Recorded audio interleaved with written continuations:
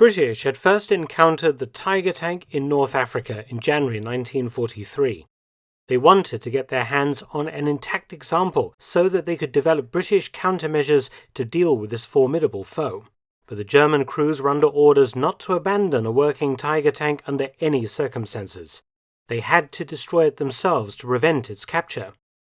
The world's most famous Tiger tank, number 131, currently displayed at the Tank Museum, Bovington, England, was captured during a fierce engagement in Tunisia in late April 1943. For a long time, the exact location and the unit responsible for the Tiger's capture had been debated, but the Tank Museum has settled the debate after exhaustive research.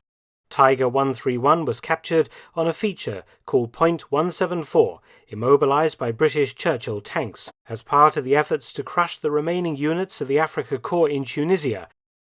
On the 24th of April 1943, the 2nd Battalion, the Sherwood Foresters, made an infantry assault on Point 174. They were supported by 2 squadrons of Churchills from the 142nd Royal Armoured Corps. The day before, Point 174 had been unsuccessfully assaulted by the North Staffordshire Regiment, but the Foresters captured the feature. Arriving at the top, the infantry observed 6 Tiger tanks 300 yards down the slope opposite. The Tigers harassed the British infantry with machine gun fire and high-explosive shells. The armour supporting the Sherwood Foresters was late to arrive, but the Churchills immediately engaged the Tigers once they reached the crest. Several Churchills were picked off in confused fighting. During this battle, someone managed to get some rounds into Tiger 131, which was from Heavy Panzer Battalion 504.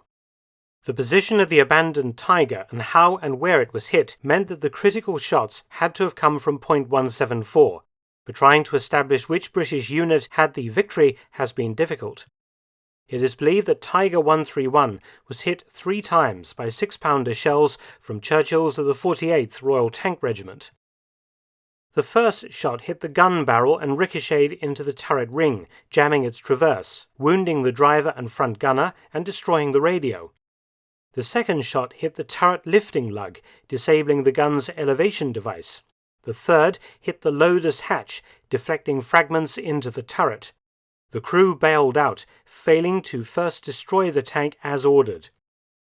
The Sherwood Foresters held Point 174 for several days, enabling the British to recover the drivable Tiger tank.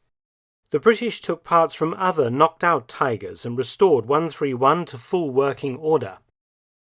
It was proudly displayed in Tunis and inspected by both Prime Minister Winston Churchill and King George VI before being sent to England.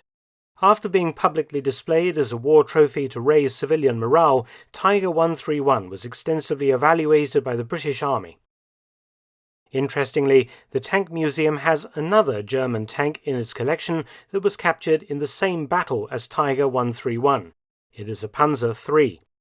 It was armed with a short-barrel 75mm gun and was employed to support infantry.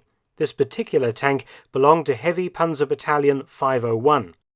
Jerry cans carried atop the turret were only permitted when the vehicle was travelling and not in combat.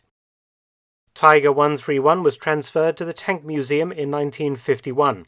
In 1990, she was partially restored when the museum's Tiger II Maybach engine was transferred to 131. The Tiger tank's original engine having been sectioned for display. Then, in 2003, 131 emerged from further restoration as the only running Tiger tank in the world. She was repainted in her original North African colour scheme. In 2014, she appeared in the Brad Pitt war movie Fury. She remains one of the Tank Museum's main attractions today. Thanks for watching. Please subscribe and share, and also visit my audiobook channel, War Stories with Mark Felton.